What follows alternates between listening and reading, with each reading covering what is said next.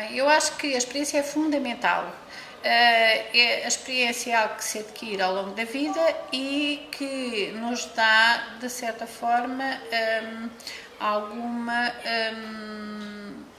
Já alguma certa forma, não, nos dá um conhecimento que nos vai sustentando muitas das nossas opiniões e de muito daquilo que fazemos.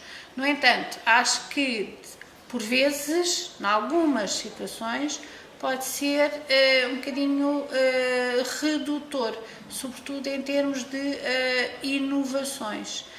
Pessoas que se agarrem muito à experiência podem ser menos receptivas ou levar mais algum tempo a aceitar determinado tipo de inovações. Quando estamos a dar uma matéria, expomos e dá a ideia que eles até entendem, mas quando vamos fazer os exercícios já podem não saber fazer, ou seja, o saber não é diferente do fazer, não é? Exatamente, ouvir só, não é? Exato. Eles não estão a passar propriamente pela experiência de fazer. Exato.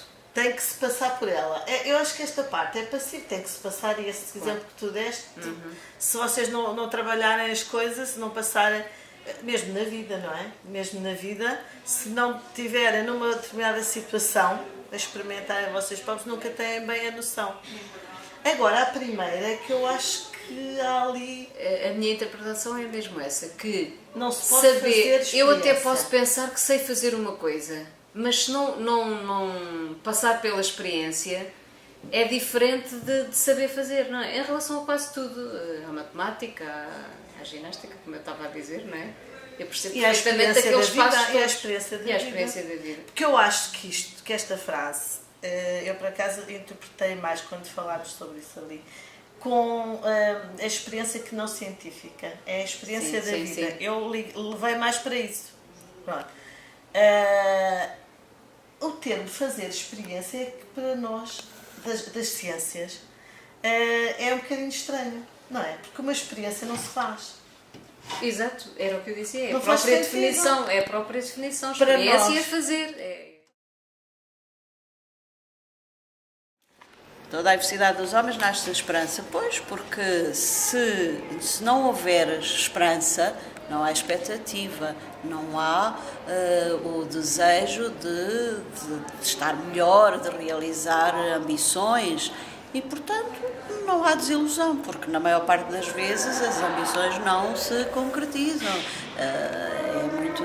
É muito difícil concretizar todas as ambições. Portanto, quem não tem expectativas está melhor. Quero um exemplo. Portanto, por exemplo, um aluno que ambiciona 20, quer o máximo 20, pois não será muito fácil conseguir. Então fica frustrado, fica desiludido. Mas há uma coisa que me inquieta um bocado em relação a isto, que é, atualmente, há uma corrente que defende o contrário, que é chamado o pensamento mágico. O pensamento mágico.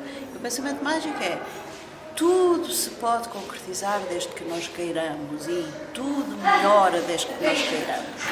E isso é uma corrente nova atualmente. E isso não é verdade. Não é verdade. Por mais que queiramos determinadas coisas, elas não se realizam. Portanto, o pensamento mágico é: as coisas resolvem-se por si, tudo melhora. Isso não. Toda a desgraça nasce da esperança. Isso, se calhar, tem a ver com, de facto, nós pensarmos que vamos conseguir as coisas e, se calhar, não fazermos nada com os nossos amigos dos maias. E depois esperamos que as coisas nos caiam assim no colo e, de facto, não caem. Por isso, toda a desgraça nasce da esperança. Sim, mas a esperança também nasce da desgraça.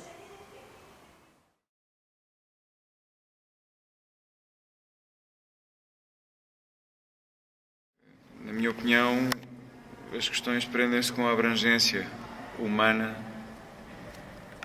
por exemplo, do futebol. O futebol é muito mais do que a atividade física desportiva em si. O futebol envolve, obviamente, os mais diversos aspectos daquilo que caracteriza a humanidade. Um exemplo disso é, quantas pessoas é que são capazes de colocar em campo adversários como jovens palestinianos e israelitas. O Cristiano Ronaldo o Mourinho foi a Israel e conseguiram isso.